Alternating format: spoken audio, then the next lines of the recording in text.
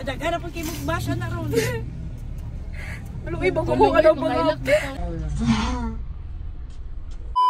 So guys, andito kami ngayon sa labas ng tindahan ni Mama. Din inaantay natin yung kapatid ko dahil siya yung magluluto para sa ating pamigay. Dahil hindi ako nakapamigay nung Pasko, sobrang naging busy ako dahil nagkaroon tayo ng distributor. Thank you Lord. And ngayon, ang ating chance para makapagluto. Hello! Saan yung mga kagamitang pandagat mo? So ayan, nandito na si ate sa likod. So pupunta tayo ng Lots for Less kung saan makakabili tayo ng mga lulutuin natin.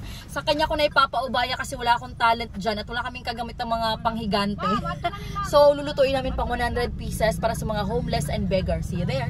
So dito sa Lanang guys, dalawang lots meron. Dito magkabilaan na at doon sa kabila. So doon tayo pupunta kasi maraming tao dyan. So isa sa mga bucket list ko ang makagawa ng ganito. At gawin ako instrumento para makatulong sa mga walang-wala. Because I know the feeling of being nothing kasi nga naglayas tayo dati, diba? Hindi ko ito magawa-gawa dati pa kasi nga yung sweldo ko kulang pa. Sakto lang din ito, hindi din ganun karami. Pero at least nakakatulong tayo, diba? So sa mga supporters and bashers natin dyan, eto tulong na din natin ito sa kanila. Akalain nyo sa ugali nyo yan, nakatulong kayo, charis. Well, depende pa rin yan sa taong binabash nyo kung talagang tulong sila ng kusa, diba? Wait, picture muna tayo, hehe. Ayan, inubos na namin yung isang ano guys, isang tray. Alam kong alam ni Lord kung gano'ng kabisi ang cycle ng aking kita. Pero talagang pinasobra niya para may mailaan ako dito. Siyempre, I need to prior my business kasi hindi peramente ang pag-vlog. Kaya kailangan maniguro. Aside sa malapit dito, mas nakamura pa ako. Na pala. Kaya laking gulat ko sa bill ko kasi mga nasa 10k ang budget ko dito. Guys, ang mura lang, 5 kyaw. Supposedly, dapat mga groceries ipapamili ko. Kaso ang target nga is homeless and beggar, so paano sila makakaluto? Ano, di ba? Makabuga. Matag gabas, ani we? Matay bukog naman eh. Ani? Anaon, nakalukoy mananig dagway na. Iyana. Ana. Nagahi makayo. Luoy man sa... Naghilom din. Saday ka. Di ka rin sa makuano. Uwi kayo ba? Dagang kay ate.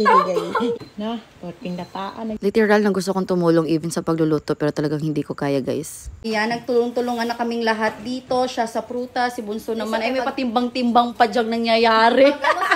Kaya sinadya akong i-hire si ate kasi gusto ko lahat na makakatikim nito. Mabubusog sa pagmamahal at sa sarap. Spaghetti and chicken naman ang aming pinili para parang may handa lang din sila sa Pasko at bagong taon. At dahil nga halos patapos na din ng lahat, syempre tumulong na ako dito kasi dito kaya ko na. Sa mga oras na to ay palakas na din ang ulan. Pero syempre hindi ito ang hadlang of course. And finally, guys, inabot kami ng gabi, mga almost 7 PM na. Buti na lang ata tumila ng ulan dahil for the go na tayo. Dali na.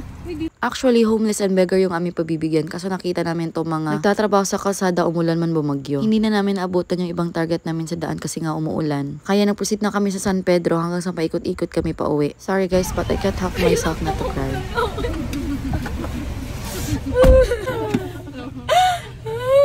Adagara po kayo magbasa na.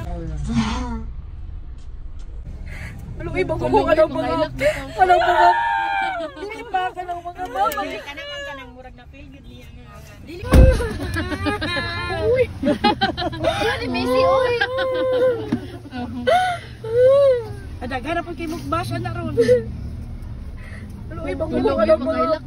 Grabe, nakakaawa. Ang dami nilang natutulog sa kalsada kasama ng mga bata. Tapos umuulan pa, wala silang maayos na higaan, walang kumot. Pasalamat din ako sa pamilya ko at sa mga kapatid ko, sa asawa ko dahil nga handang-handa silang sumama at tumulong para mag-distribute nito. Kahit yung tatlo sa amin prone into binat, alam nyo naman umuulan, kahit isang patak ng ulan pa lang yan, nagkakasakit kami kaagad. Pero nawala na sa mind namin yun kasi nga iniisip namin sila nga, mga matatanda, mga bata na sa kalsada lang. Patuloy na lumalaban sa buhay, kami pa ba? Alam ko din namang hindi kami pababayaan ni God. So baka yung sakit, God, pwede postpone or i-delete na lang, charis. Eto dito na banda, puro mga nanay. And talagang tuwang-tuwa sila kasi sabi nila wala pa silang kain. Binati pa kami ng holiday greetings na may mga saya sa mukha at mata. Tapos pagkaalis namin kagad nilang kinain. Ang sarap sa feeling makatulong, nakakataba ng puso. Ayun po yung drinks niya.